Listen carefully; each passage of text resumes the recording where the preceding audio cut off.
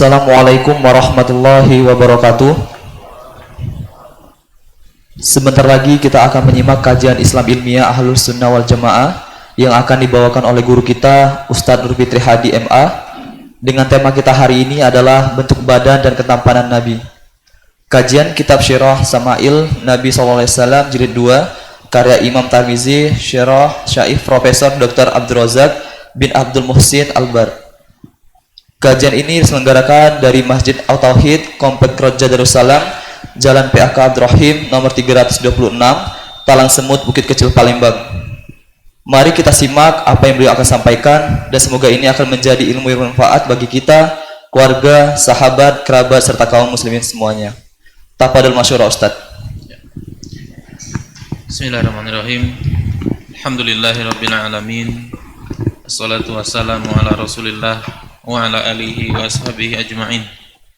Asyhadu an la ilaha illallah wahdahu la syarikalah wa asyhadu anna Muhammadan abduhu wa rasuluh. Shalawatu rabbi wa salamuhu alaihi wa ala alihi wa ashabihi ajma'in, amma ba'du. Allahumma la ilma lana illa ma 'allamtana innaka antas samiul alim. Allahumma zidna ilma wa zidna fahman.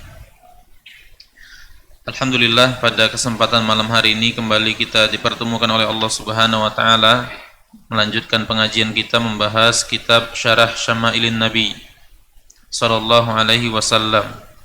Penjelasan tentang hadis-hadis yang memuat profil Nabi sallallahu alaihi wasallam.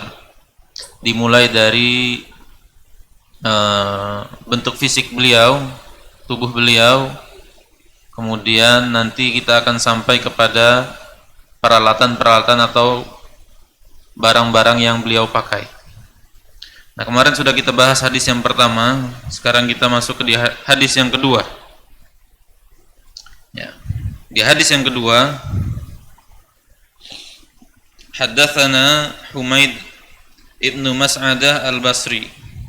Qala haddatsana Abdul Wahhab ats-Tsaqafi an Humaid an Anas bin Malik radhiyallahu an qala kana Rasulullah sallallahu alaihi wasallam rab'atan laisa bit-tawili wala bil-qasir hasanal jismi wa kana sya'ruhu laisa bija'din wala sabtin asmar launi idza masya yatakaffa'u.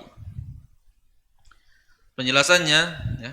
Hadis ini kita bahas sekarang kalimat per kalimat dari hadis ini. Dijelaskan oleh Anas bin Malik, dan Anas bin Malik ini adalah pembantu Nabi sallallahu alaihi wasallam yang beliau menjadi pembantu Nabi selama 10 tahun. Dan pembantu Nabi itu bukan hanya Anas bin Malik, banyak. Ada beberapa orang pembantu Nabi sallallahu alaihi wasallam. Di antaranya yang masyhur Anas bin Malik. Dan Nabi sallallahu alaihi wasallam mendoakan Anas bin Malik, Allahumma barik lahu fi malihi wa waladihi. Ya Allah, berilah keberkahan kepada Anas dalam harta dan anak-anaknya. Ya. Jadi Nabi mendoakan Anas keberkahan harta. Di antara bentuk keberkahan harta Anas bin Malik ini adalah seorang sahabat Ansor yang paling kaya. Di antara sahabat Ansor yang paling kaya adalah Anas bin Malik. Orang kebunnya setahun sekali panen. Kalau Anas bin Malik didoakan oleh Nabi SAW, keberkahan hartanya setahun 2 kali panen. Nah, sehingga penghasilannya lebih 2 kali lipat dibanding sahabat Ansor yang lain. Dan dia termasuk sahabat Ansor yang paling terakhir meninggal. Ya, bukan sahabat yang paling terakhir, sahabat Ansor yang paling terakhir meninggal. Sampai saking tuanya Anas buta matanya ketika dia sudah tua. Dan Anas bin Malik didoakan oleh Nabi SAW berkah dengan anak-anaknya. Ya. Anas bin Malik ketika di masa pemerintahan Umar bin Al-Khattab terjadi wabah taun. Kata Anas bin Malik, aku sudah menyolatkan 120 orang dari anak keturunanku. Ya. Anak cucunya itu yang disolatkan oleh beliau 120-an. Banyak. Artinya boleh kita mendoakan orang banyak anak. Doakan juga banyak rezeki tapi ya, seperti Nabi Shallallahu Alaihi Wasallam. Dan banyak anak itu dianjurkan, namun ngurusnya kewajiban. Ya, punya banyak anak dianjurkan, ngurusnya wajib. Jadi jangan sampai kita punya banyak anak tapi tidak terurus. Kita perhatikan juga kebersihan dan lain sebagainya. Ya, diperhatikan adab akhlak dan pendidikannya. Ya. Kemudian Anas bin Malik, ini ibunya yang nyerahkan. Ibunya Ummu Sulaim. Ketika Rasulullah Shallallahu Alaihi Wasallam datang ke kota Madinah, para sahabat bahagia. Tidak pernah para sahabat merasakan kebahagiaan, sukaria, ya, seperti menyambut kedatangan Nabi Shallallahu Alaihi Wasallam datang ke kota Madinah. Karena bahagia para sahabat berikan hadiah kepada Nabi. Oh, ini beri hadiah, ini beri hadiah, ini beri hadiah. Kata Ummu Sulaim, wahai Rasulullah, aku tidak punya hadiah apa-apa untuk dibawa, kecuali anakku ini ku persembahkan untuk menjadi pembantumu. Nah, itu jadi pembantu. Tapi jadi pembantunya Nabi SAW. Dan bangga Anas bin Malik jadi pembantunya Nabi SAW. Ya. Bangga, kehormatan.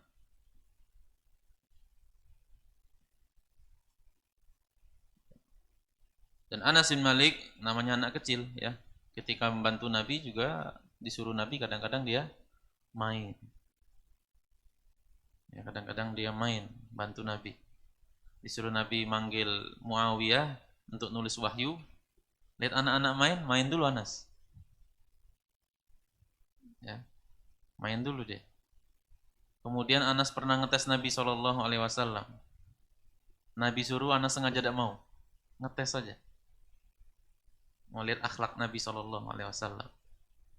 Dan Nabi Anas mengatakan, tidak pernah aku menjadi pembantu Rasulullah SAW 10 tahun. Tidak pernah beliau itu mengatakan terhadap sesuatu yang tidak aku kerjakan, mengapa engkau tidak melakukan ini? Ya, apa aku gawe gini?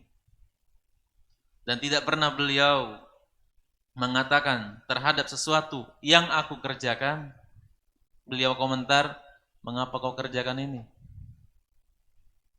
Ngapa kau masak ini? Ngapa kau gosok ini? Ngapa kau cuci ini? Ngapa kau tidak nyuci? Ngapa kau tidak gosok? Ngapa kau tidak masak? Ngapa kau tidak bersih ini? Tidak pernah. 10 tahun. Ya. Kalau sepekan mungkin orang masih wajar. Ini 10 tahun. Dan ucapan Anas bin Malik ini meriwayatkan akhlak Nabi SAW bukan sekedar untuk jadi pengetahuan untuk kita bahwa mulia sekali ya akhlak Rasul itu. Iya benar sekali kita bisa. Tapi faidah yang lain kita teladani. Laqad kana fi Rasulillahi uswatun hasanah. Sungguh pada diri Rasul terdapat teladan yang baik. Ya kita teladani. Nanti banyak para sahabat menyebutkan akhlak-akhlak Rasulullah. Ya. Itu kita teladani. Jangan cuman kita menangkap Rasulullah seperti ini. Ya, itu penyerapan yang nanggung nanti kita dalam belajar. Nah, kata Anas bin Malik, kana Rasulullah sallallahu alaihi wasallam rab'atan. Dalam riwayat lain disebut marbu'an. Ya, artinya mutawassitu fil qomah. Beliau itu tinggi rata-rata. Ya, dan dijelaskan oleh ucapan Anas berikutnya, laisa bitawil alba'in wala bil qasir. Beliau itu tidak tinggi jangkung, juga tidak pendek. Dalam hadis yang kemarin disebutkan namun cenderung tinggi. Ya. Wa qauluhu hasanal jismi, dan beliau itu fisiknya bagus.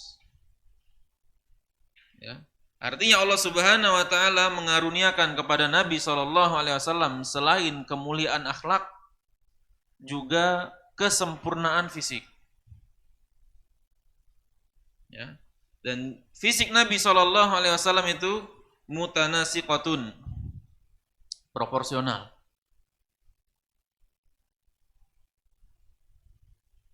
Dan Syekhul Islam Ibnu Taimiyah rahimahullah mengatakan wa kana khalquhu wa suratuhu min akmali suwar wa atammiha wa ajma'iha lil mahasinid dalati ala kamalihi. Dan fisik Nabi SAW, penampilan beliau itu adalah bentuk penampilan yang paling sempurna. Ya. Ajma'uha lil mahasin, yang menggabungkan karakter-karakter yang baik-baik. Semua bentuk yang baik-baik pada fisik seseorang itu ada pada Nabi. Ya. Lalu jidat yang bagus itu seperti ini ada pada Nabi, hidung yang bagus itu sepertinya ada pada Nabi, jari yang bagus, dada yang bagus, bidang dan lain seterusnya ada semua pada Nabi.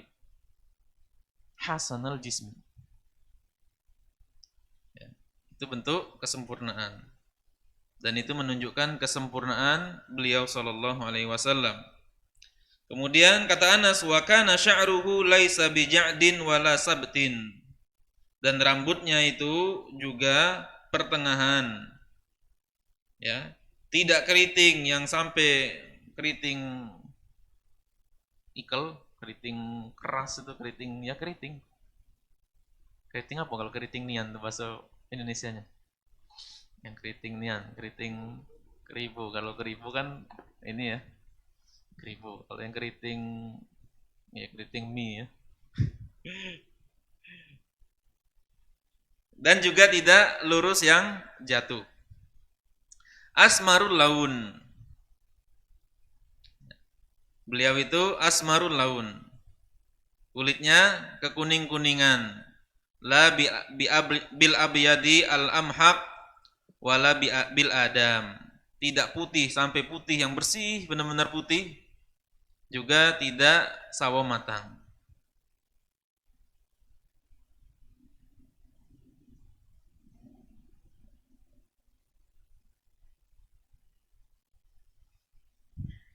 Dalam riwayat lain disebut azharul laun, kulit beliau itu cerah.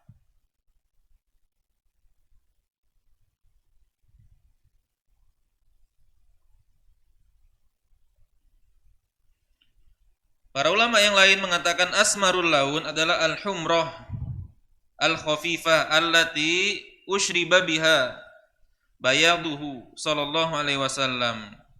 Ya. Yang maksud asmar adalah merah yang ringan, yang bercampur dengan putih kulitnya, ya. Jadi beliau itu putih campur agak merah-merah dikit.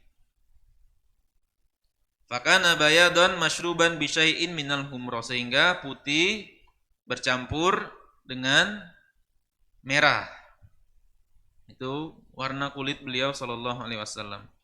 Idza masya yatakaffa'a, kalau beliau jalan, jalannya itu tegap.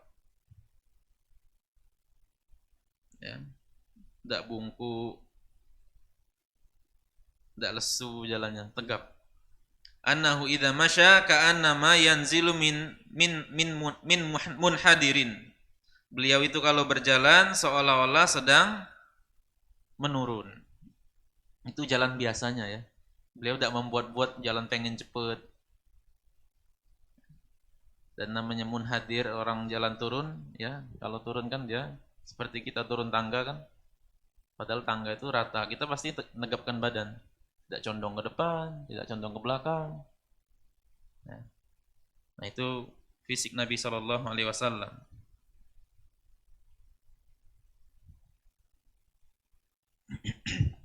Kemudian hadis yang ketiga, haddatsana Muhammad ibnu Bashar, yakni al-Abdi. Qala haddatsana Muhammad ibnu Ja'far. Qala haddatsana Syu'bah an Abi Ishaq qala sami'tu Al-Bara ibnu Azib radhiyallahu anhuma yaqul kana Rasulullah sallallahu alaihi wasallam rajulan marbu'an ba'ida ma bainal mankibaini 'azimal jummati ila syahmati udhunaihi alaihi hullatun hamra ma ra'aitu syai'an qat ahsana minhu. Sini dijelaskan lagi bahwa Rasulullah adalah rajulan marbu'an. Ini sudah dijelaskan tadi ya, bahwa beliau tinggi tapi bukan jangkung. Ba'idama baina mankib. Mankib itu ini lengan dengan bahu. Nah, ini mankib namanya. Tempat bertemu lengan dengan bahu ini namanya mankib. Nah, mankib Nabi itu ba'id. Ya, ini menunjukkan badan beliau itu bidang. Ya, beliau tinggi, badannya bidang, tegap.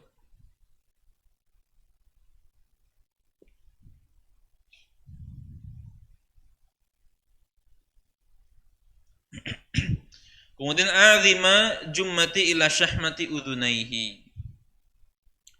Asy'aru bihasabi tulihi lahu thalathun.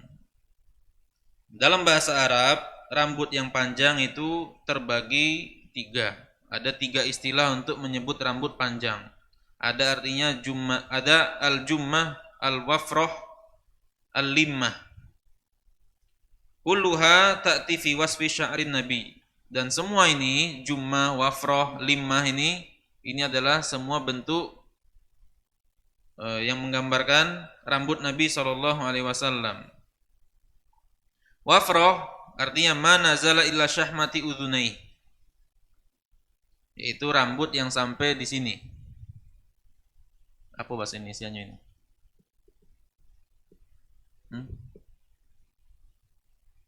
Tak katik bahasa Indonesianya.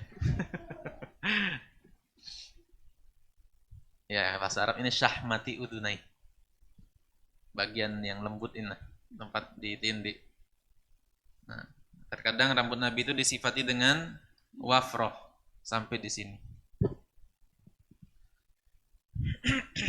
Kemudian kadang juga disifati limma, ma jawaza syahmati udhun. Lebih dari ini. Wasala ila mankibain. Ya, bisa jadi sampai mankib, pundak ini sini, bisa tidak. Sedangkan al-jummah ini yang lebih panjang dari wafroh, lebih panjang dari limma, sampai sini. Kalau tadi wafroh itu sampai sini, limma itu agak lebih dikit, sini, ini. Kalau bahasa gitu intinya gondrong. Ya. Watas mano gondrong. Kalau bahasa Arab detil. Sini disebut wafroh, di sini disebut limma, nyampe sini disebut jummah. Yang kata Anas bin Malik, kata apa? Al-Bara' bin Azib, rambut beliau itu jummah. Maksudnya adalah azimal jummati ila syahmati udhunai. Bagian terbesar dari rambut beliau itu sampai sini. Ya. Jadi kan rambut kita itu kan kalau kita pegang, karena ini besar kita pegangnya. Makin ujung kan makin kecil kita pegang. Nah, dipegang besar itu sampai sini. Sampai sini itu masih besar megangnya. Sampai sini itu masih besar megangnya. Baru sampai sini nurun-nurun kecil. Ya. Alaihi hullatun hamra. Beliau memakai pakaian berwarna merah. Hullah itu gabungan antara izar dan rida. Pokoknya pakaian atas, pakaian bawah. Nabi pakai warna merah. Ya. Dan ini jadi dalil bagi para ulama yang membolehkan pakai baju warna merah. Pakai baju warna merah itu khilaf ulama. Apakah baju warna merah itu haram, ataukah baju merah terlarang, ataukah boleh?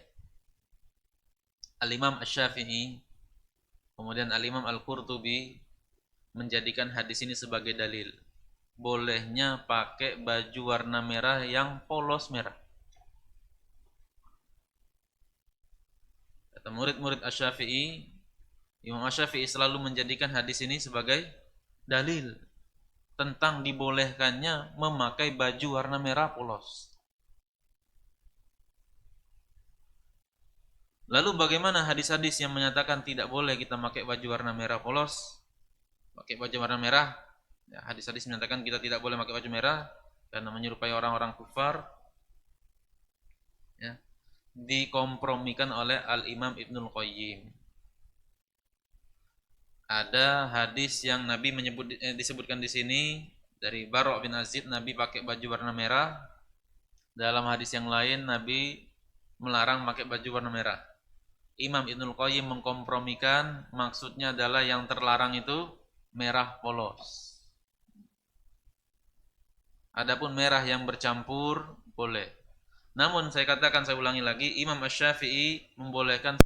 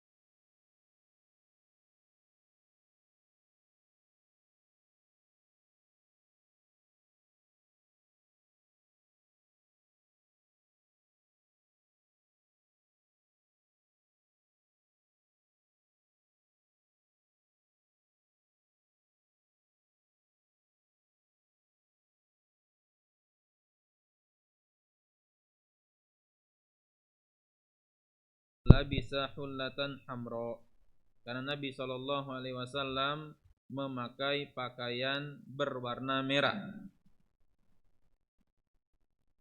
Dan dalam riwayat lain disebutkan pakaian merah yang dipakai oleh Nabi SAW ini adalah pakaian yang mahal,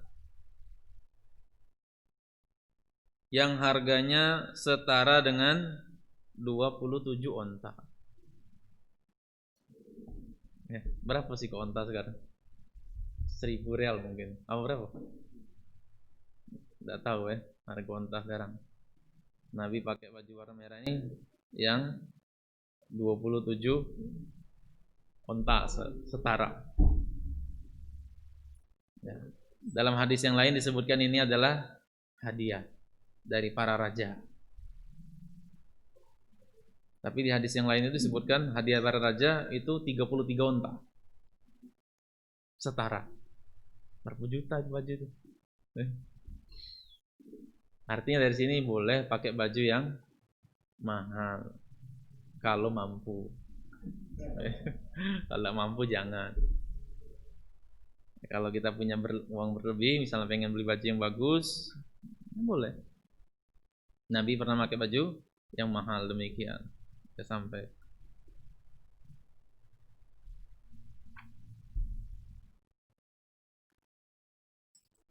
kemudian kata Bara' bin Azib, ma ra'aitu syai'an qad ahsana minhu. Aku tidak pernah melihat sesuatu apapun yang lebih indah dari beliau. Nah, yang menariknya kata ucapan Al-Bara' bin Azib ini, beliau tidak mengatakan ma ra'aitu insanan qad. Saya tidak pernah melihat seorang pun. Bukan, beliau tidak ngomong seperti itu. Ma ra'aitu syai'an. Aku tidak pernah melihat sesuatu. Ya. Sesuatu apapun. Mau manusia, mau apa, pokoknya sesuatu yang lebih indah, yang lebih tampan, yang lebih ganteng dari Nabi SAW. Ya.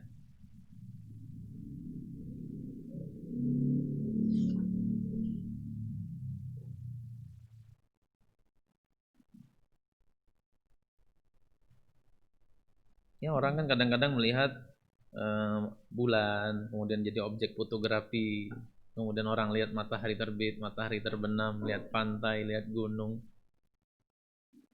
lihat danau, difoto, wah indah sekali ini. Nah, lihat apapun warna-warni, misalnya lihat hewan indah.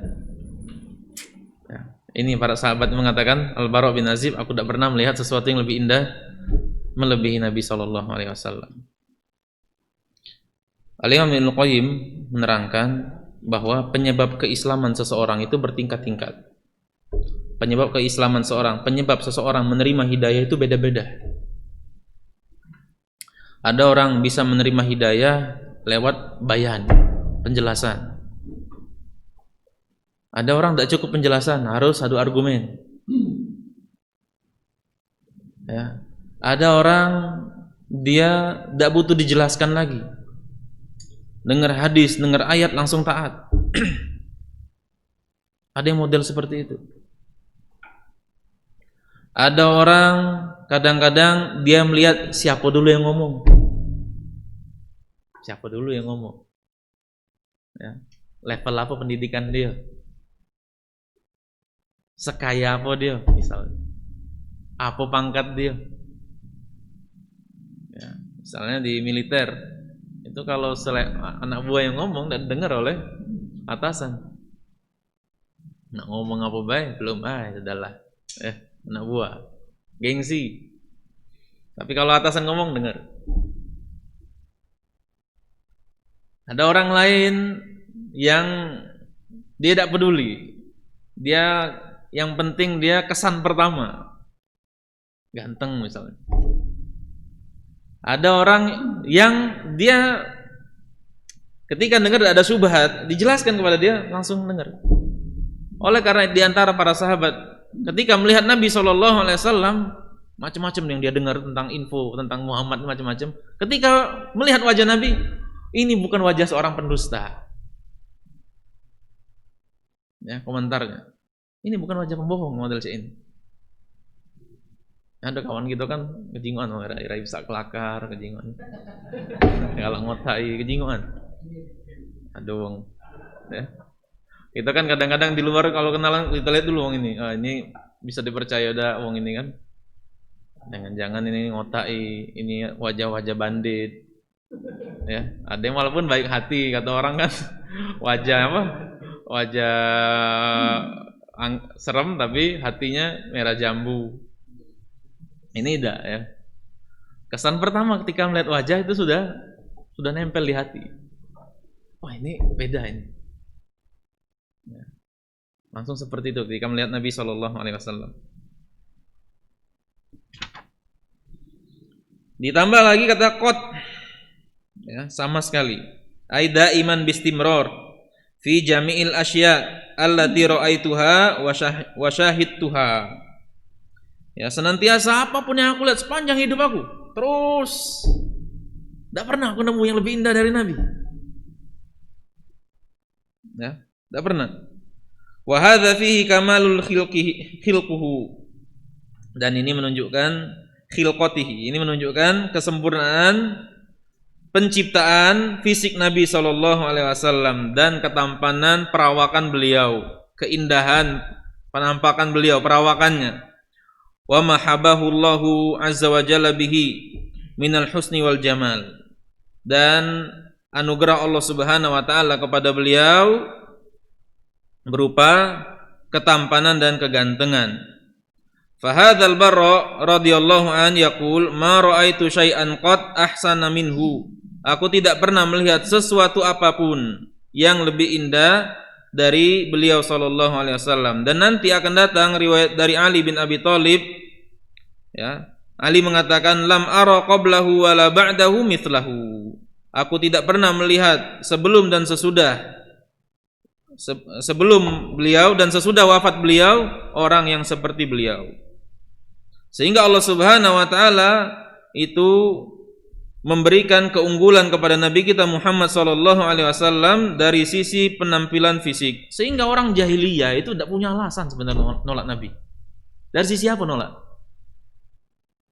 Dari sisi apa ditolak Nabi Muhammad? Dari sisi akhlak. mereka akui ini akhlak yang sempurna.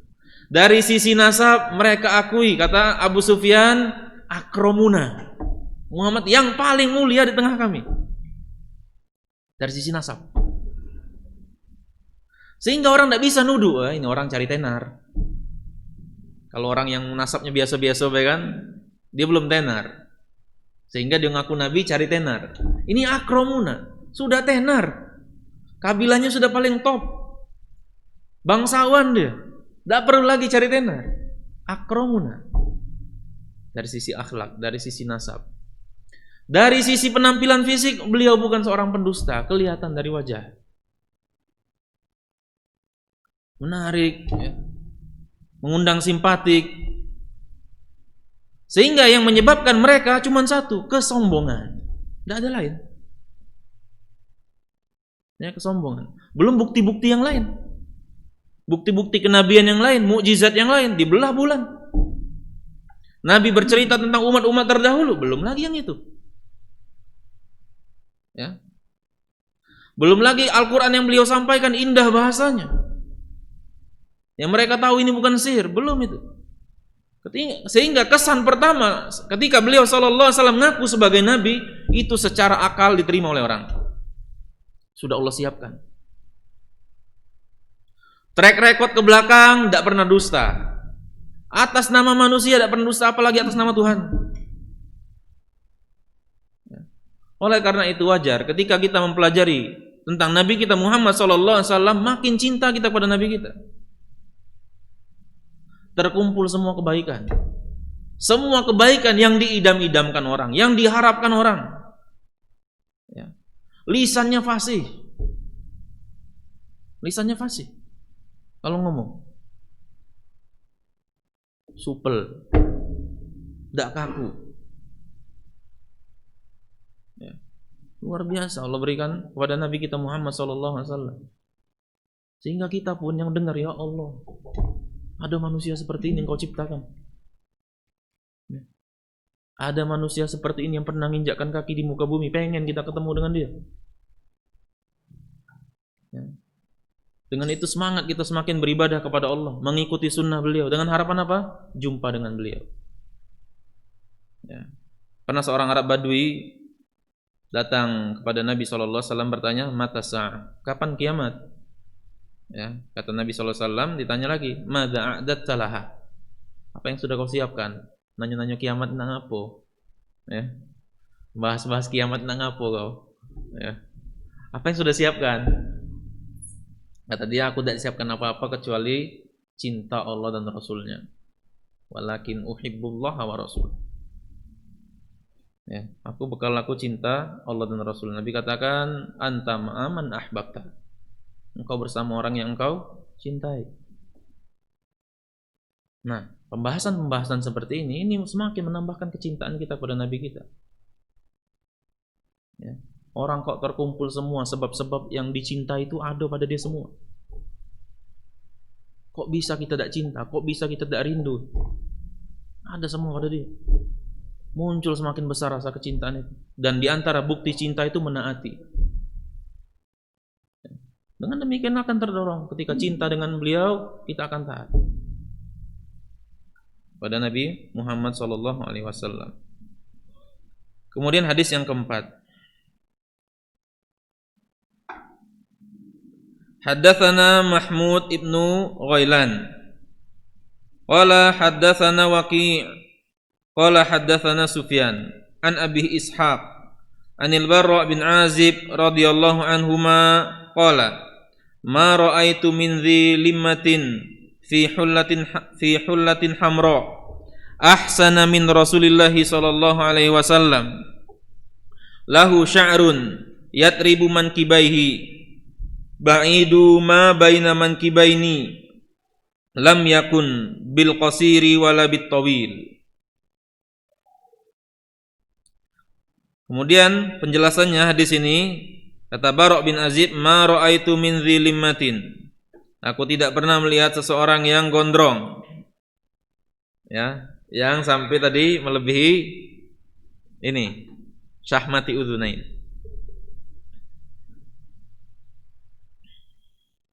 Yang rambutnya seperti itu. Kemudian yang mengenakan hullatin hamra, menggunakan pakaian merah yang lebih ganteng dari Rasulullah sallallahu alaihi wasallam.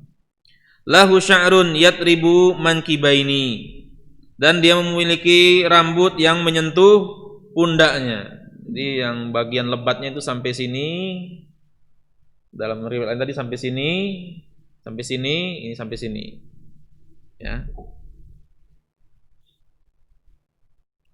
Ba'idu ma bainal mankibain, yaitu yang dadanya bidang, lebar dadanya dan bidang. Lam yakun bil qasir wala bit tawil, beliau tidak pendek dan juga tidak jangkung. Ya, ini disebutkan oleh Al-Bara bin Azib. Nah, beberapa kali kita membaca hadis yang menyatakan bahwa rambut Nabi SAW itu gondrong, panjang. Yang menjadi pertanyaan bagi kita, ya, apakah rambut panjang ini sunnah atau tidak? Ya, karena kita tahu pengertian hadis adalah sesuatu yang diriwayatkan dari Nabi SAW berupa ucapan, perbuatan maupun sifat, takrir dan sifat. Nah, di antara sifat beliau SAW adalah rambutnya panjang. Ulama khilaf tentang apakah rambut gondrong ini dianjurkan atau tidak. Ya. Kalau Imam Ahmad rahimahullahu taala mengatakan gondrong adalah sunnah. Ya, rambut gondrong itu sunnah menurut Imam Ahmad. Kemudian kata Imam Ahmad, seandainya kami mampu, kami akan gondrong. Ya, namun pada gondrong itu kata Imam Ahmad ada kerepotan dan ada biaya. Ya, ada kerepotan dan ada biaya. Sisi pendalilannya apa? Ini ada kerepotan, ada biaya, tapi Nabi mau manjangin rambut. Ya. Berarti ini ada sesuatu yang bentuk ta'abbud, bentuk ibadah. Kok repot, kok ada biaya, kok Nabi lakukan itu?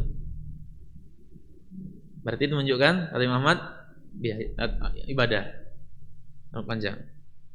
Sementara yang lain mengatakan, pendapat yang lain adalah mengatakan rambut gondrong itu adalah budaya masyarakat di zaman itu. Ya, budaya masyarakat di zaman itu gondrong.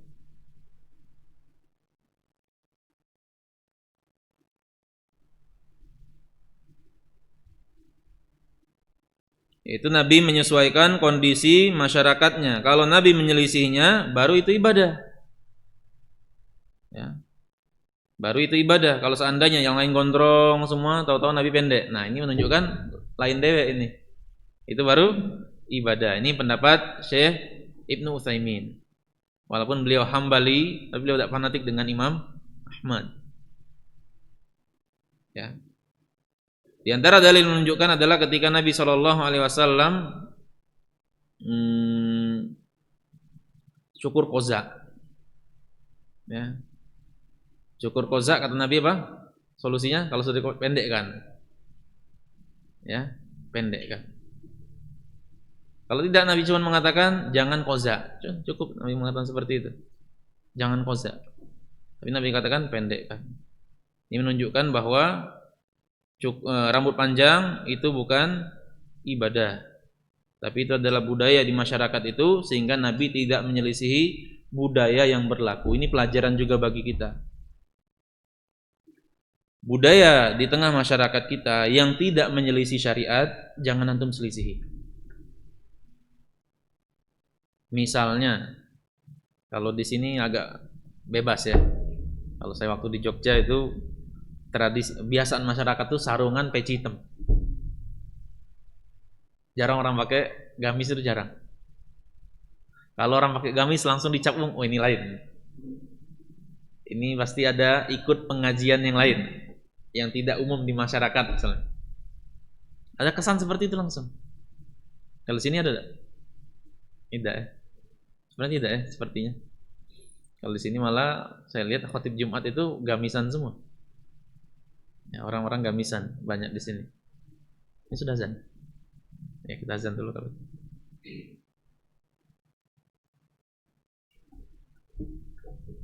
Sallallahu ala nabiyina Muhammadin wa ala alihi wa sahbihi wasallam.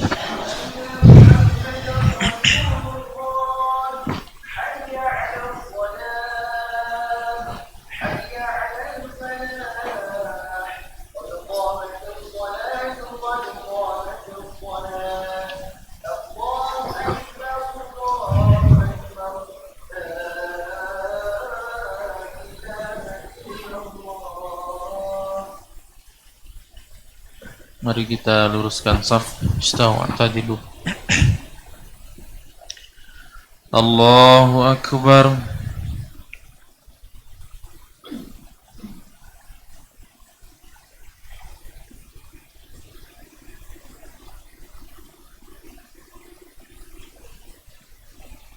Alhamdulillahi Rabbil Alamin. Ar-Rahmanir Rahim. Maliki Yaumiddin. Iyyaka na'budu wa iyyaka nasta'in. Ihdinas siratal mustaqim. Siratal ladzina an'amta 'alaihim ghairil maghdubi 'alaihim waladdallin. Amin.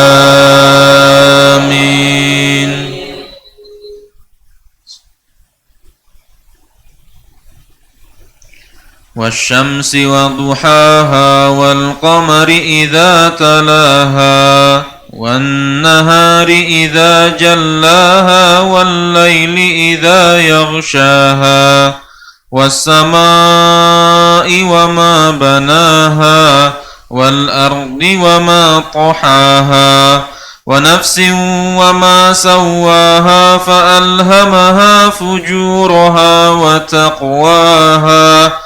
Qad aflaha man zakkaha wa qad khaba man dassaha. Kadzabat Thamud bi taghwaha idzin ba'atha ashqaha. Faqala lahum Rasulullah naqatallahi wa suqyaha. فكذبوه فعقروها فدمدم عليهم ربهم بذنبهم فسواها ولا يخاف عقباها. الله أكبر.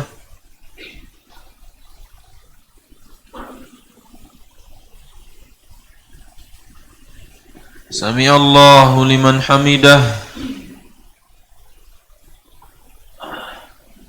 Allahu Akbar.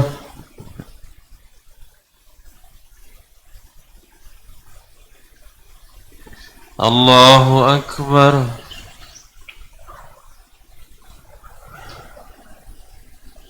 Allahu Akbar.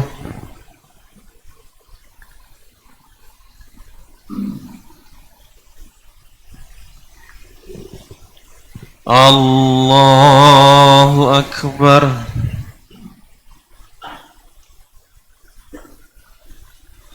Alhamdulillahi Rabbil Alamin. Ar-Rahmanir Rahim. Maliki Yaumiddin. Iyyaka na'budu wa iyyaka nasta'in.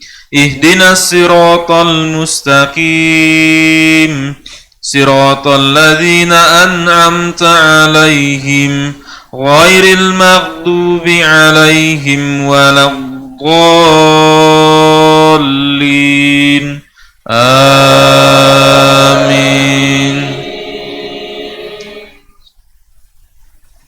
Wal-laili idza yaghsha wan-nahari idza tajalla wa ma khalaqadh-dhakara wal-untha inna sa'yakum lashatta. فأما من أعطى واتقى وصدق بالحسنى فسنيسره لليسرى وأما من بخل واستغنى وكذب بالحسنى فسنيسره للعسرى وما يغني عنه ماله إذا تردى إن علينا للهدى وإن لنا للآخرة والأولى فأنذرتكم نارا تلظى لا يصلاها إلا الأشقى الذي كذب وتولى وسيجنبها الأتقى الذي يؤتي ماله يتزكى وما لأحد عنده من نعمة تجزى إلا ابتغاء وجه ربه الأعلى ولسوف يرضى. الله أكبر.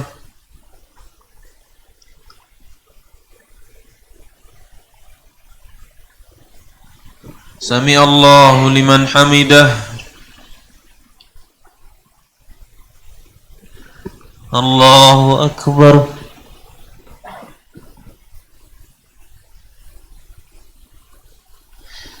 الله أكبر.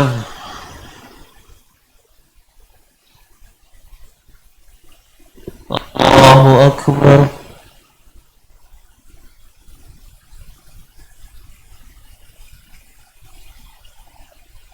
الله أكبر.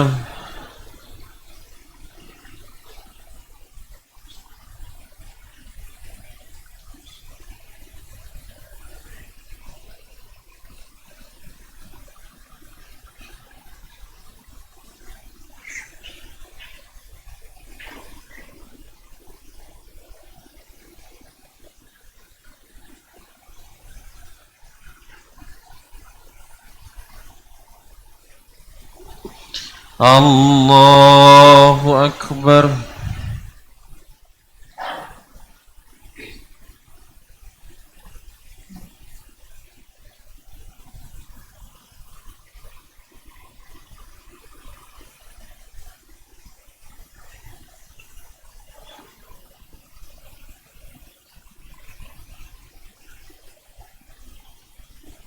الله أكبر.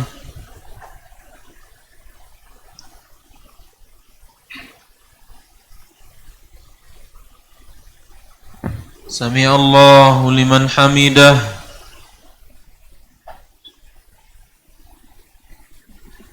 الله أكبر.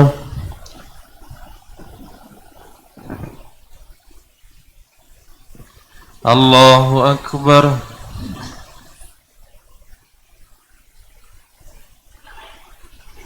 الله أكبر.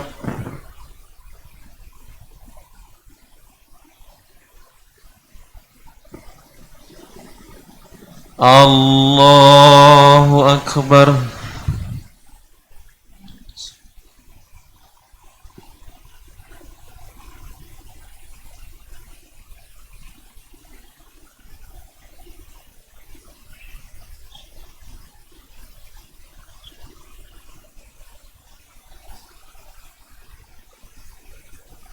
الله أكبر.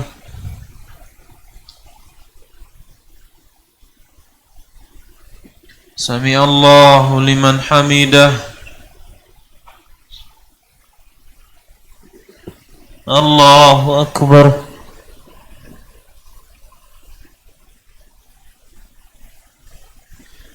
الله أكبر.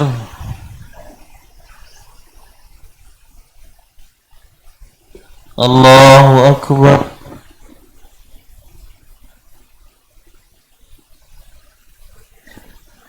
الله أكبر.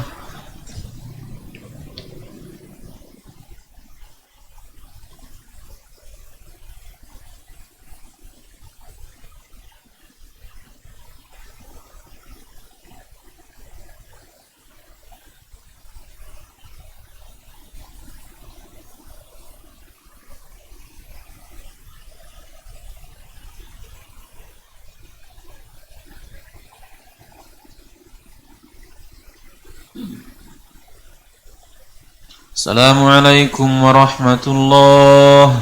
السلام عليكم ورحمة الله.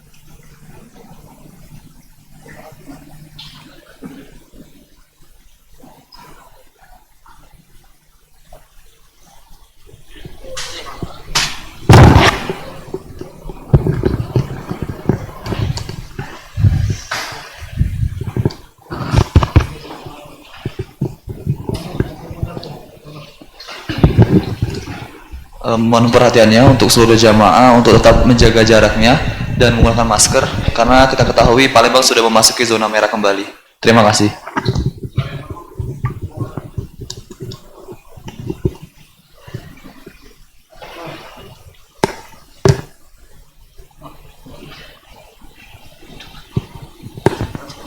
Bismillahirrahmanirrahim. Alhamdulillahirabbil alamin. Wassalatu wassalamu ala Rasulillah wa ala alihi wa ashabihi ajma'in. Kita lanjutkan pembahasan kita masih di hadis keempat tentang dari kitab Syama'ilun Nabi sallallahu alaihi wasallam. Tadi kita membahas tentang bahwa rambut panjang adalah karena faktor budaya. Nabi berambut panjang karena faktor budaya. Jadi artinya Nabi SAW itu tidak menyelisihi adat istiadat masyarakatnya selama adat tersebut, kebiasaan tersebut tidak bertentangan dengan syariat. Demikian juga hendaknya yang kita lakukan, ya. Kebiasaan kita, kebiasaan masyarakat di tengah kita itu juga kita biasakan. Misalnya masyarakat tadi, ya di antara masyarakat tidak terbiasa pakai baju gamis, ya kita tidak perlu pakai baju gamis juga kalau seandainya demikian, karena heboh nanti. Seperti kejadian yang baru-baru, ada orang pakai baju kopri, baju PNS model gamis Pakistan, heboh, ya, karena menyelisihi kebiasaan. Kemudian di antara yang lain misalnya pakai peci, misal ya. Antum di sini pakai peci, misalnya. Kalau orang anggap pakai peci itu adalah ciri khas kebaikan, kalau masjid pakai biasa pakai. Demikian juga peci disesuaikan juga, peci yang model-model yang biasa di tengah masyarakat. Jangan yang nyentrik, yang lain sendiri. Pernah Sufyan Ats-Tsauri, seorang tabi'ut tabi'in yang dijuluki Amirul Mukminin fil Hadis, hafal 1 juta hadis. Itu pernah beliau masuk masjid, ya, pakai peci. Dilihat di masjid itu tidak ada peci yang model seperti peci dia. Dilepas, dilipat, masuk kantong. Nah, jadi kalau ada, ya di antara seperti itu, ini mungkin antum bisa kembangkan sendiri lah dalam hal apa saja. Ini contohnya dalam hal seperti ini misalnya. Misalnya antum rapat, ya, rapat RT misalnya. Orang pakai biasa, antum pakai gamis misalnya, rapat RT. Atau orang peci hitam, antum pakai peci model Taliban itu ada kan? Nah, itu orang nanti lain kesannya, ya.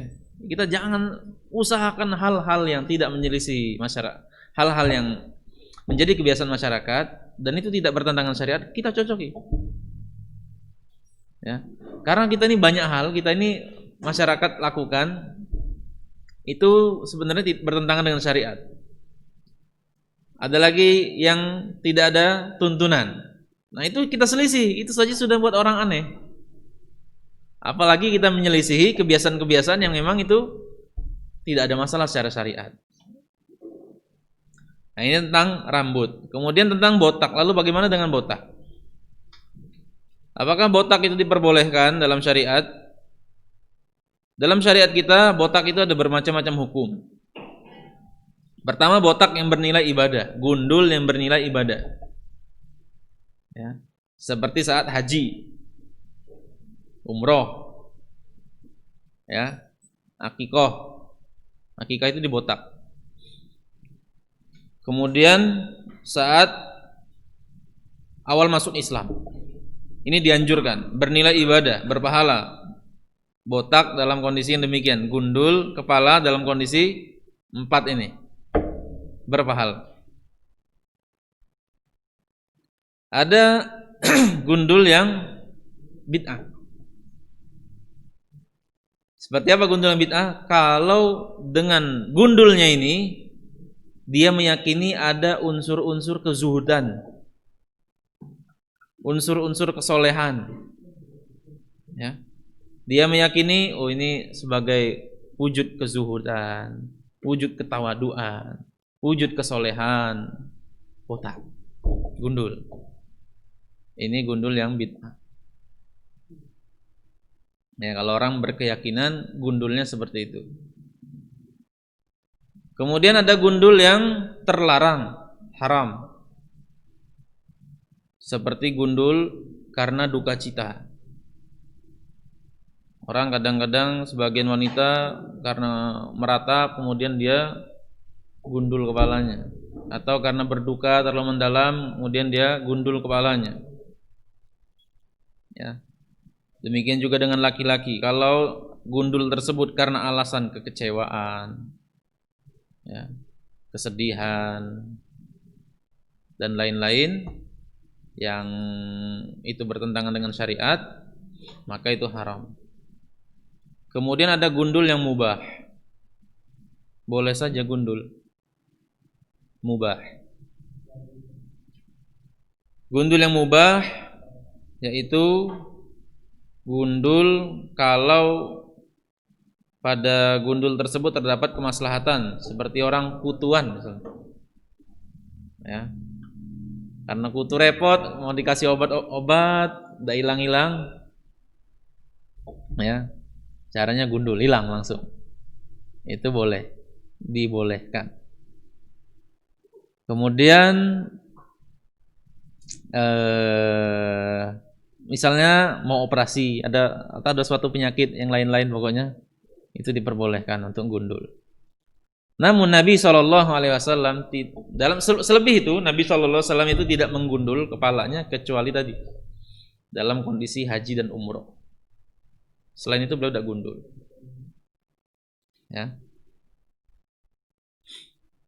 Kalau gundul karena pengen saja gundul ya silahkan. Ya, mubah saja.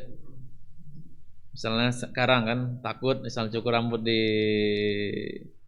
tempat cukur rambut, barbershop, takut, sudah beli alat cukur sendiri gundul, boleh. Itu mubah. Kemudian hadis kelima.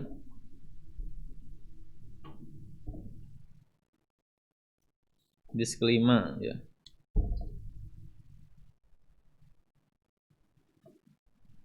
Haddatsana Muhammad ibnu Ismail.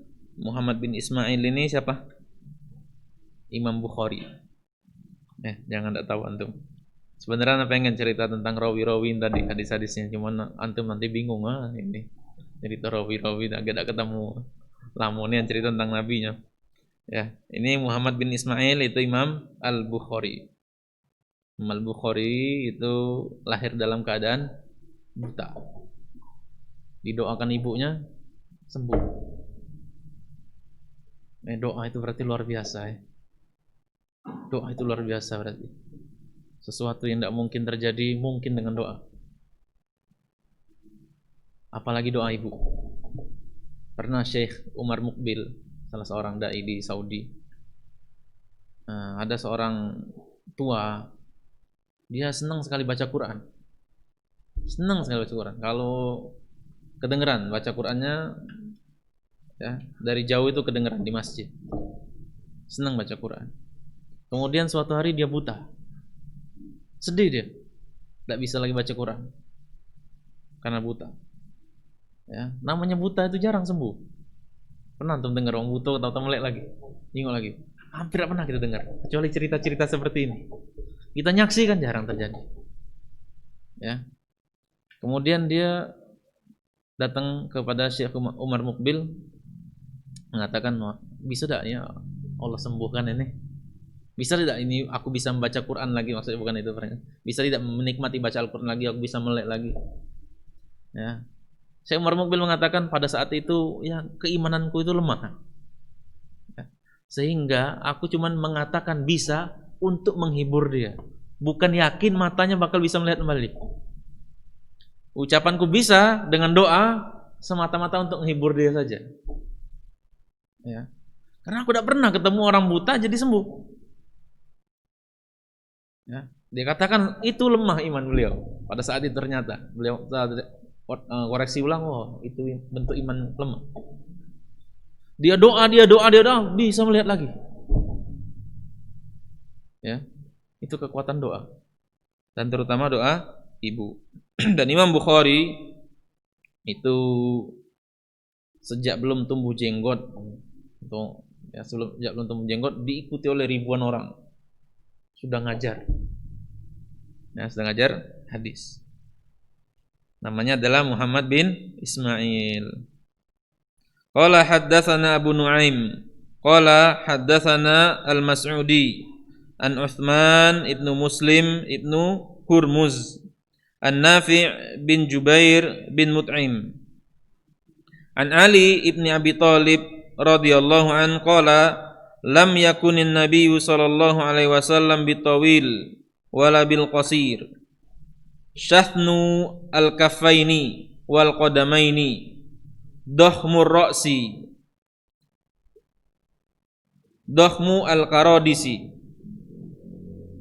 tawilul masrubati idza masya takaffa'a takaffuan ka'annama yanhatu min sababin lam ara qablahu wala ba'dahu mithlahu sallallahu alaihi wasallam. Nah, hadis ini diriwayatkan dari Ali bin Abi Thalib radhiyallahu an. Ya, beliau masyhur tentu. Kita tahu Ali bin Abi Thalib adalah khalifah yang keempat. Ya, beliau paling senang, panggilan yang paling senang adalah panggilan yang paling disenangi oleh beliau adalah Abu Turab. Karena Nabi yang memberikan laqab kunyah tersebut, ya, kunyah Abu Turab. Nah, Ali mengatakan Nabi SAW itu bukanlah seorang yang jangkung, bukan juga seorang yang pendek. Syathnu al-kaffaini wa qadamaini. Tangan beliau, telapak tangannya ini dan telapak kakinya tebal. Ya. Tebal itu bukan karena kapalan tapi ya. Bukan karena kapalan tebalnya. Karena tangan Nabi SAW lembut. Kata Anas bin Malik, aku tidak pernah megang sutra, baik sutra yang tipis maupun sutra yang tebal, atau sesuatu yang lebih lembut dari telapak tangan Nabi. Mungkin kadang kita salaman, tebal nih tangannya. Kenapa? Kapalan gak lo? Terasa nih kalau nyengkem blok. Ya. Nah ini dah beliau SAW itu tebal itu bukan karena kapalan. Memang tebal, tangannya tebal. Dan kaki beliau tebal. Kakinya juga tebal. Dohmur roksi, kepalanya besar. Kepala besar di sini yang proporsional, kan dijelaskan di awal bahwa Nabi sallallahu alaihi wasallam itu proporsional bentuk badannya, dijelaskan di hadis mutanasiqatun. Beliau itu hasanal jismi. Bagus bentuk fisiknya, proporsional. Besar kepalanya. Ya. Bukan besar yang jelek seperti seperti orang hidrosipalus itu kan jelek. Tapi bukan seperti besar kepalanya. Maksudnya besar yang normal.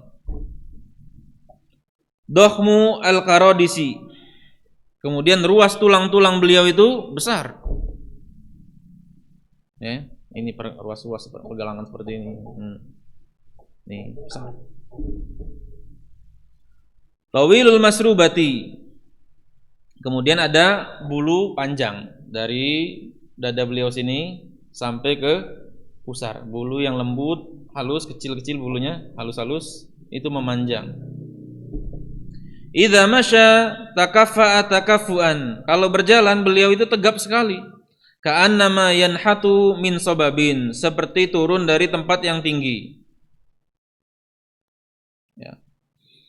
Nah, ini menunjukkan Nabi SAW itu jalan dengan jalan yang kokoh, bukan jalan orang yang males, bukan jalannya nyeret. Ada orang jalan seret, ya. Itu jalan orang yang males, ya. Yang sungkan-sungkan. Nabi tidak, jalannya tegap, mantap, ya. Tidak seret-seretan. Bahkan di sebagian tempat jalan seret itu termasuk jalan yang tidak sopan. Dan beliau jalan tegak, kemudian cepat. Dan cepatnya tadi saya katakan bukan cepat yang dibuat-buat. Memang jalan biasa saja sudah cepat. Para sahabat tuh kerepotan ngikut Nabi jalan, ya, karena cepat jalannya. Bukan karena ada sesuatu yang ingin diburu, bukan, memang cepat jalannya. Ini menunjukkan energi orangnya. Ya. Orangnya kelihatan aktif. Ada orang males jalan, tentu gesek-gesek kakinya, ya. Itu orang males itu. Kalau antum lihat orang seperti itu, tegur, jangan cek itu jalan. Ini jalan mau males. Ya. Antum juga jangan jalan seperti itu, ya. Diangkat kakinya. Angkat kaki, jangan seret ya.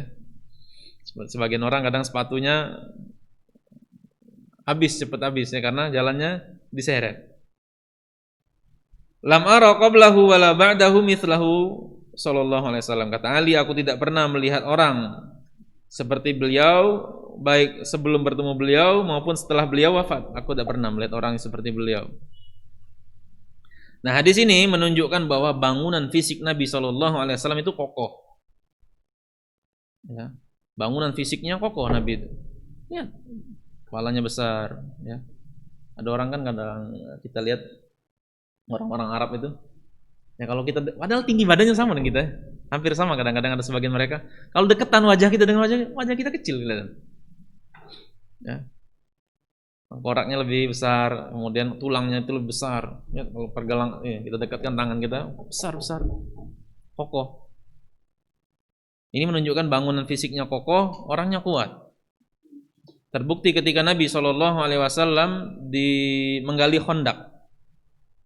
Saat beliau menggali Khandaq, itu para sahabat ngelapor, tidak bisa ini, ada batu wahai Rasulullah, tidak bisa dipecah, dicangkul tidak bisa. Nabi turun. Nabi SAW turun. Kemudian dilihat oleh para sahabat, Nabi buka baju, ada batu ya diganjel di perutnya. Lapar. Dalam kondisi Nabi cangkul, pecah batu itu. Ya, Nabi cangkul langsung pecah batunya. Kuat berarti Nabi SAW. Kemudian yang lain yang menunjukkan kekuatan beliau adalah kemarin sudah saya ceritakan bahwa beliau duel dengan Rukana. Ya, seorang sahabat yang jago gulat. Ya, sudah saya ceritakan kemarin bahwa Rukana itu pernah ditarik karpet sobek karena kuatnya kuda-kuda Rukana. Tapi bisa digulingkan oleh Nabi, KO dengan Nabi. Ya. Itu menunjukkan kekuatan Nabi Shallallahu Alaihi Wasallam.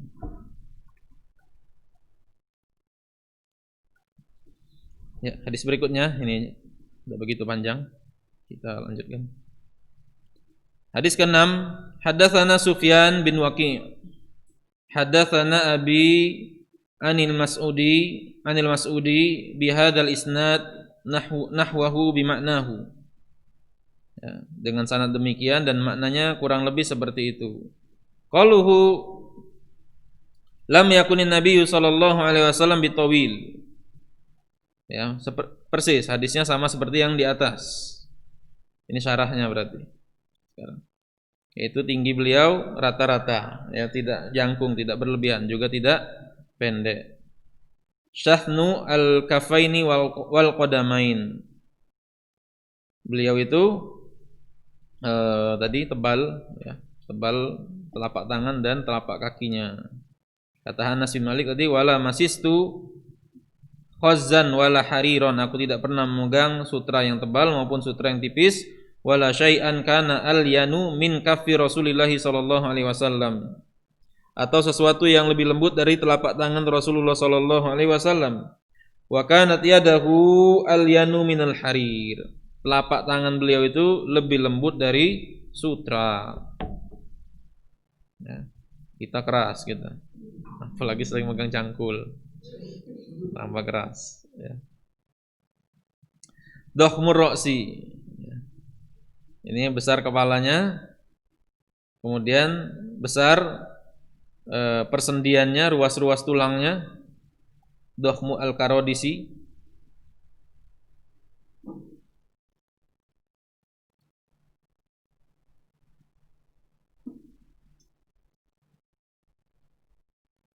Kemudian panjang, tawilul masrubah. Ya, jadi bulu yang di sini, bulu dada. Bukan dada ya, dada itu ini. Masrubah itu dari sini, dari ada kan yang bolongan di sini kita nih. Nah, ini bolongan ini. Nah, itu. Ada bulu halus panjang sampai ke pusar. Dan kalau berjalan beliau tegap seolah-olah menuruni lewat di tempat yang menurun. Kemudian kata Ali, lam ara qablahu wa la ba'dahu mithlahu. Aku tidak pernah melihat orang yang semisal beliau. Ini menunjukkan kesempurnaan fisik beliau sallallahu alaihi wasallam dan keindahan fisik beliau, ketampanan beliau, anugerah dari Allah Subhanahu wa taala. Nah, kita cukupkan sampai di sini saja dulu karena hadis ke-7 ini panjang ya. Bahas sudah tentang wajah Nabi dan lain-lain. Ya, kita cukupkan sampai di sini. Kalau ada yang ingin disampaikan silakan.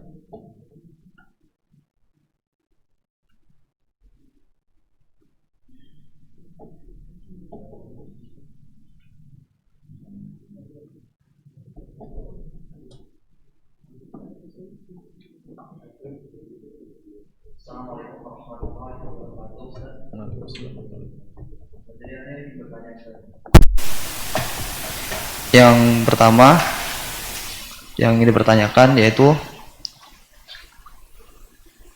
bagaimana akhlak dan akidah Nabi Muhammad SAW sebelum menjadi Rasul. Syukran Ustaz. Ya, bagaimana akhlak Nabi dan akidah Nabi sebelum jadi Rasul? Akhlak Nabi, ya akhlak Nabi akhlak yang mulia yang dikenal oleh orang-orang Quraisy. Wah, akhlak beliau itu akhlak yang mulia, tidak pernah bohong, orangnya jujur, ya, dan ya masyhur itu di kalangan Quraisy, akhlaknya akhlak yang mulia dan digambarkan kepada kita secara global, yang terutama jujur, ya, beliau jujur dan amanah. Kemudian akidahnya, beliau sama sekali tidak pernah menyembah berhala sama sekali, walaupun dibesarkan di lingkungan orang menyembah berhala. Ya. Cuman pengenalan beliau terhadap Allah Subhanahu wa taala adalah pengenalan yang global. Ya, Allah Subhanahu wa taala berfirman, "Wa wajadaka dhalan fahada." Kami dapat engkau dalam kondisi tidak tahu. Bukan sesat di situ. Nabi sesat bukan. Nabi tidak tahu. Fahada, kami berikan engkau petunjuk. Di antara ibadah Nabi SAW kepada Allah Subhanahu wa taala tatkala beliau belum diangkat jadi Rasul, tadabbur. Ya, tadabbur wa tafakkur. Beliau menyendiri merenungi penciptaan Allah Subhanahu wa taala, merenungi keagungan Allah Subhanahu wa taala. Adapun yang rinci tidak tahu beliau. Ya. Pengenalan secara rinci tidak tahu. Sampai beliau dapat wahyu. Makanya kata Allah fahada. Ya. Dirinci cara beribadah kepada Allah seperti ini. Dan beliau sallallahu alaihi wasallam tidak pernah nyembah berhala sama sekali. Ada beberapa sahabat yang sama sekali tidak pernah nyembah berhala. Di antaranya Abu Bakar As-Siddiq. Abu Bakar As-Siddiq itu beda 3 tahun dengan Nabi usianya. Ya, beda 3 tahun. Pergaulannya luas. Orang-orang kenal dengan Abu Bakar. Bukan cuma di Mekah, di luar Mekah orang kenal dengan Abu Bakar. Ya. Tapi Abu Bakar As-Siddiq tidak pernah nyembah berhala sama sekali. Tidak pernah nyembah berhala sama sekali. Kemudian yang lain tidak pernah nyembah berhala adalah Utsman bin Affan. Abu Bakar, Utsman itu tidak pernah minum khamr. Tidak pernah minum khamr. Antum bayangkan tidak pernah minum khamr di zaman itu. Seperti orang Palembang tidak pernah makan cuko, tidak pernah minum cuko. Ya karena masyhur orang tuh pasti minum khamr. Pasti orang minum khamr di zaman itu. Apa-apa tamu datang disuguhi khamr. Suguhan nyomer. Kalau itu kan ngeteh. Nah, teh apa ini? Tanya ngomong kan? Ini khamr. Nah, suguhannya. Nah. Sehingga langka sekali orang tidak minum khamr. Utsman tidak minum khamr. Kata dia minum khamr itu merusak akal, hilangkan wibawa. Kata Utsman. Itu sejak zaman jahiliyah. Ya kata Utsman, ya kenapa tidak hilang wibawa? Orang kalau minum khamr kan ngomongnya ngelantur. jalannya sempoyongan, hilang wibawa. Ya. Ditanya ini jawab ini, tak nyambung. Nah, hilang wibawa. Tidak mau Utsman. Nah, apalagi seorang yang ditunjuk di seorang Rasul. Ya. Lebih mulia lagi, tidak pernah beliau melakukan yang demikian. Walaupun kakek beliau tokoh, bapak beliau ya sudah meninggal, ibunya sudah meninggal, dibesarkan oleh pamannya Abu Thalib. Kemudian ya, Abu Thalib ini penyembah berhala. Bahkan tokohnya tidak terpengaruh dengan kehidupan seperti itu, dijaga oleh Allah Subhanahu wa taala. Jadi antara akidah dan akhlak Nabi sallallahu alaihi wasallam.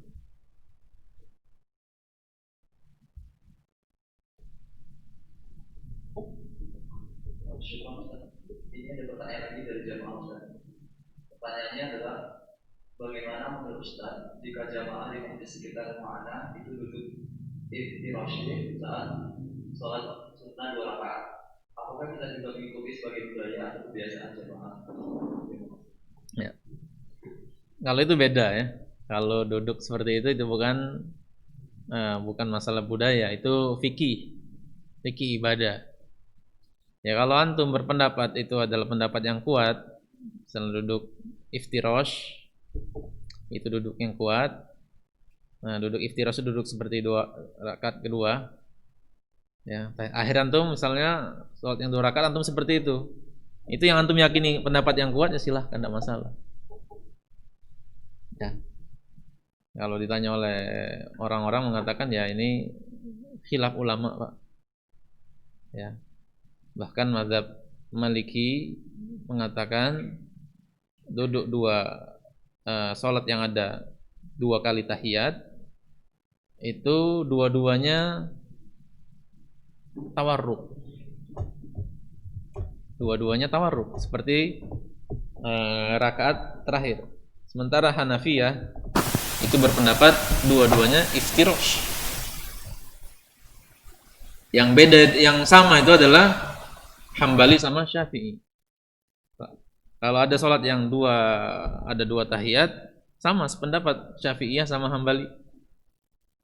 Ya, rakaat tahiyat yang pertama itu duduknya iftirash, tahiyat yang kedua tawarruk.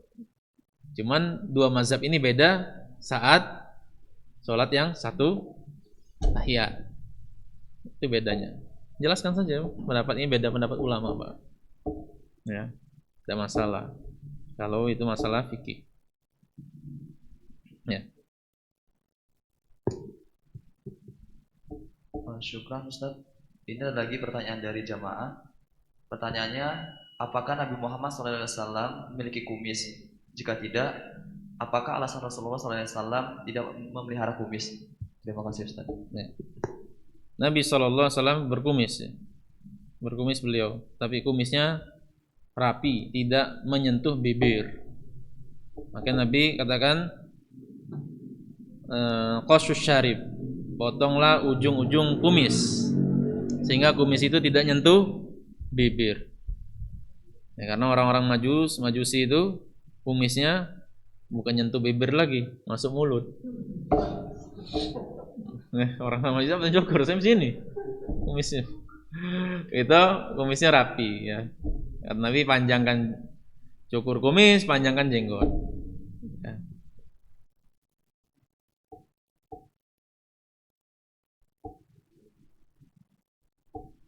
Ya bisa antum lihat dulu, mungkin antum pernah zaman-zaman dulu nonton film India kan. Sampai sini mulut masuk.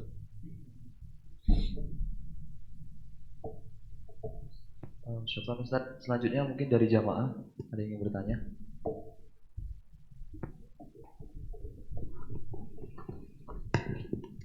Bismillah. Ustaz, apakah ada di zaman Nabi SAW ketika itu para sahabiat ataupun umahat di zaman itu terkena fitnah dengan keparasan tampanan Nabi SAW seperti Nabi Yusuf alaihissalam? Syukran. Allahu alam ya kalau seperti itu. Yang jelas ada pembahasan tentang, kan tadi Al-Bara' bin Azib mengatakan ma ra'aitu syai'an qad, aku tidak pernah melihat sesuatu yang lebih indah dari Nabi. Nah, ini jadi pembahasan ulama. Apakah Nabi Muhammad SAW itu lebih tampan dari Nabi Yusuf atau tidak? Ya. Sebagian ulama mengatakan ya Nabi Muhammad lebih tampan dari Nabi Yusuf. Ya, sebagian ulama mengatakan Nabi Muhammad lebih tampan dari Nabi Yusuf. Ada yang mengkompromikan, sama tampan semua, cuman bedanya ketampanan Nabi Yusuf itu membuat syahwat wanita bergejolak. Sementara ketampanan Nabi Muhammad SAW itu tidak seperti itu. Nah, itu diantaranya. Jadi tidak pernah kita dengar ada pembahasan tentang tidak ada. Belum pernah dengar saya. Maksudnya. Mungkin ada lagi dari jamaah yang ingin bertanya.